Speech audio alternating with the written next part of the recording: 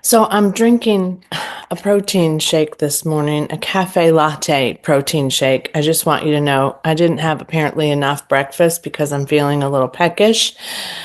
But I'm curious as I'm drinking this because I have eggnog that I got in a Dirty Santa exchange. What would be the power of mixing cafe latte with eggnog?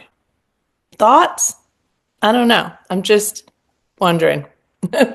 Anyway, hello. Welcome to my channel, Books, Ink, and Paper. I'm happy that you're here. And today I'm going to put forward a few titles about Hanukkah that you or someone you know might enjoy. Tis the season for Hanukkah as well, and this year marks a special kind of an event because Hanukkah and Christmas Day are on the same day, which doesn't happen that often. So I'm quite aware of that. And I have a lot of Jewish friends, and I have a lot of people who just celebrate religious diversity, as I do too. So hopefully some of these titles may interest you. And if they don't, that's okay. You don't have to keep watching. So you make that choice for sure. But there's a children's book I think you're going to want to see. All right, the first one is a nonfiction title. And this is, sorry, the protein shake also creates phlegm. Not good, right? I'm sorry. So does eggnog. Uh, I'm back. Okay. Judaism is About Love by Shai Held. Rabbi Shai Held has written several books and is a pretty well-known speaker about Judaism. And in this case, he's bringing forward the sense that Christianity is often associated with love and heart and doing good things for people, and Judaism is often sort of grouped with law and the rules of Judaism and making sure that you're practicing and doing the things that you should be doing.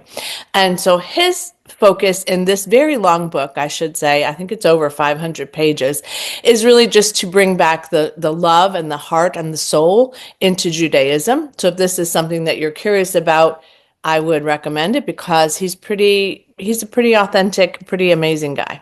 Also, I'm putting forward The Last Black Unicorn by Tiffany Haddish. I love the title of this for sure. This is a Goodreads Choice Award winner for favorite humor book in 2018. So it's been out for a while. Tiffany Haddish is Jewish. Her father was Jewish and also grew up in foster care, which I didn't know. But she's a comedian. She's done some funny movies as well.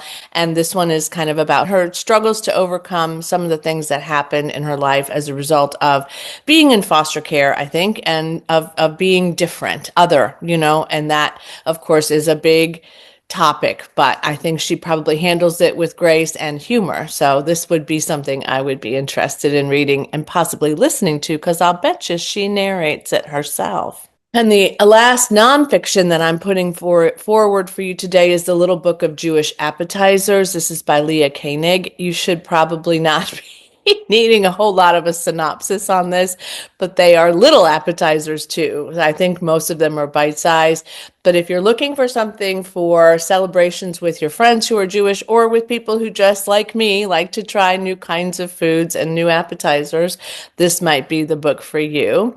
It is the first in a series of books that this author has written, and so I think it just looks fun, and the cover looks very unique. This one it doesn't have a lot of ratings and they're not high, but I'm still really curious about this and might pick it up. This is Eight Very Bad Nights, a collection of Hannukah noir by Todd Goldberg. And I think he had me at Eight Very Bad Nights, but also the dreidel with the knife and the skull on it is hilarious. So these are 12 twisted Hanukkah capers that will bring you into the 8 nights of the Festival of Lights. And again, I think this is really quite funny. They are written by, I'm going to have to read this because I don't know all these names, David Ulin, Ivy Pachoda, James Hanna, Lee Goldberg, Nikki Dolson, J.R. Angelella, Lishka Jacobs, Gabino Iglesias, Stephanie Lader, and Jim Ruland. Plus, there's a foreword and a story by Todd Goldberg himself. So if you're into short stories and you want to see what these sound like, feel like, look like, I think this would be very, very fun. putting forward a book by Taffy Brodesser Ackner, a new author to me. This one's called Long Island Compromise, and I love this plot. So this is a bit of historical fiction, but dual timeline. It was set originally in the 1980s, this plot, and it is about a man whose name is Carl Fletcher, and Carl is kidnapped from his driveway, and he's brutalized and held for ransom because this family has a bit of money. He is then returned to his wife and his children not long after his kidnapping, but you can imagine that their lives are different and changed as a result of this. Years and years later, Carl is trying to get closure around this while his wife is trying to make sure that his mental health is okay as a result of what happened. They have 3 children. Nathan, who is experiencing chronic fear and anxiety as a result of what happened to his dad. Their other child, whose name is Beamer, is just trying to get along, but is also he has some habits that are not great. Like he's sort of overreaching compulsively in order to heal from what's happened. And then the youngest child is Jenny, and she's trying to just pretend like that it's all of them and not me, and I'm doing fine and everything's fine and there's no issues. So you know how I love a family drama kind of saga relationship situation, and I do think that Long Island Compromise would be a book that I would enjoy. The tagline on this is, "Were we gangsters? No, but did we know how to start a fire?" So that leads me to believe that there's much more to this, and I don't want to know anything else except that it sounds good. This one is a recent release. It was also a nominee for a reader's favorite fantasy novel in 2024 in the Goodreads Choice Awards. This is Leigh Bardugo's The Familiar. And I have read nothing by Leigh Bardugo yet, although I do have one book by this author that I would like to get to this year, if possible. But and I'm going to say this probably for a while, and then I'm going to probably do what I did last year. I don't read a lot of fantasy. Now, last year I said I don't read a lot of romance, and I pretty much did read a good bit of romance this year. All right, I'm going to read this to you because it's complex, and I don't read a lot of fantasy, so I probably don't synopsize it well. Is that a word, synopsize? Okay. In a shabby house on a shabby street in the new capital of Madrid, Luzia Cotado uses scraps of magic to get through her days of endless toil as a scullion. But when her scheming mistress discovers the lump of a servant cowering in the kitchen is actually hiding a talent for little miracles, she demands Luzia use those gifts to better their family's social position. Okay.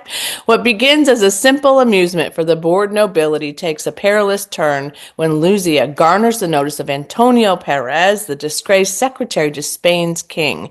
Still reeling from the defeat of his armada, the king is desperate for any advantage in the war against England's heretic queen, and Perez will stop at nothing to regain the king's favor. Very complex setup here. Determined to seize this one chance to better her fortunes, Luzia plunges into a world of seers and alchemists, holy men and hucksters, where the line between magic, science, and fraud is never certain. As her notoriety grows, so does the danger that her Jewish blood will doom her to the Inquisition's wrath. She will have to use every bit of her wit and will to survive, even if that means enlisting the help of Julian Santango, Sanchal, I don't know, an embittered immortal familiar whose own secrets could prove deadly for them both.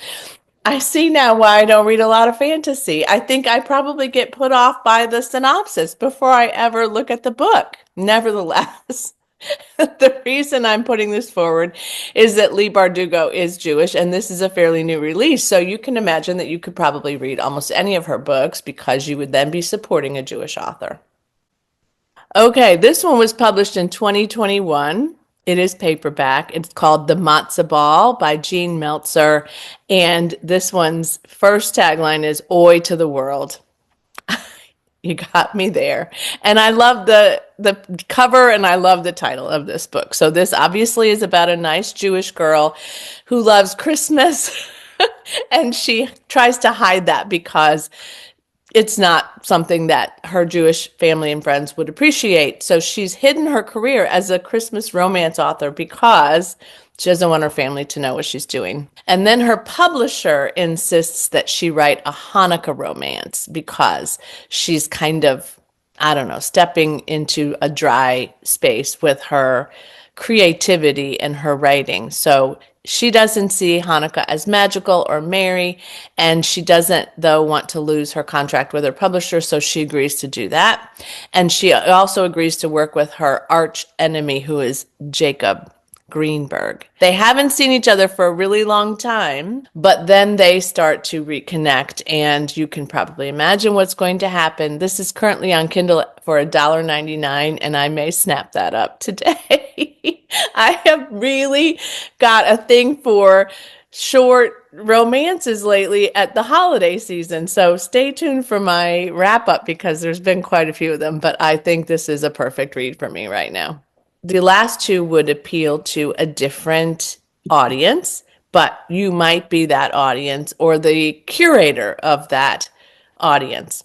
So the first one is a little darker in content, so I'm putting the one that is really fun and hilarious to me in addition to the matzo ball at the end. But this is a YA novel called Color Me In by Natasha Diaz. I love this cover. And you can imagine that this is a book about women of color who are Jewish. But also Natasha Diaz has written this book that is linked to her own personal experience in life. It's a coming of age novel. It goes through the commitment of friendship, it goes through romances, it goes through racism and religious intolerance as well. But this one to me seems like a YA I could get behind. It's based, like I said, on her real experiences and the experiences of others, I'm sure, that she has witness. I would think that this would be great. And this was published a while ago. It was in 2019. So it's been out for a while, but I had never heard of it. And I suspect that, I don't know, maybe a lot of Jewish titles aren't necessarily being put forward. So that's something that I'm aware of now and will try to do more often. All right, guys, the last one, and it has a high rating, although not a lot of people have read it yet. This is Hannukah Pajamakas by Dara Henry. Illustrated by Olga Ivanov and Alexei Ivanov. This is obviously a picture book. It is a picture book that I feel is going to have to go into my granddaughters and grandsons' shelves. I'm not sure that the teenager will like it, but she probably will, and she'll read it to them. But Hannukah Pajamakas is obviously a picture book celebrating the holiday traditions of Hanukkah, the patience of parenting, sibling relationships, and children's fondness for pajamas. And it's a read aloud book to celebrate the holiday together. It says, in or out of pajamakas. So Ruthie receives new pajamakas for Hanukkah, and she loves them so much that she won't take them off. Have you all been there before? Those of you who have children or nieces or nephews, I have been there. There have been times where I had to put my foot down loudly and say, you have got to change those pajamas. But her pajamas are stained and smeared with things. You can imagine, food, all kinds of things that she's done. And so she is determined, though, to show her parents that she can keep them spotless. I just think this is a sweet, sweet book, and I love this title, and I love this cover, and it's also on Kindle currently for $5.99. But for me, for my kiddos, a physical book is really the way to go. Also because some of my kiddos need to get off their tablet more, so they will not be getting this on a Kindle. But you certainly can do that if you want to just give it a quick read. I think it's hilarious. And like I said, it's gotten a 4.50 of 115 ratings and 75 reviews, so it's got to be good.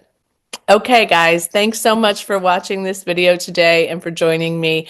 I really had a fun time picking out some of these books and learning more about some of these authors, and I hope you do too. And whatever you celebrate, whether it is Christmas, whether it's Hanukkah, whether it's Yule, whether it's Kwanzaa, whether it's any religious belief that you are honoring this Christmas or any non-religious belief you are honoring this Christmas, I hope you enjoy it. I hope you have a lovely, safe holiday season and happy reading. Bye.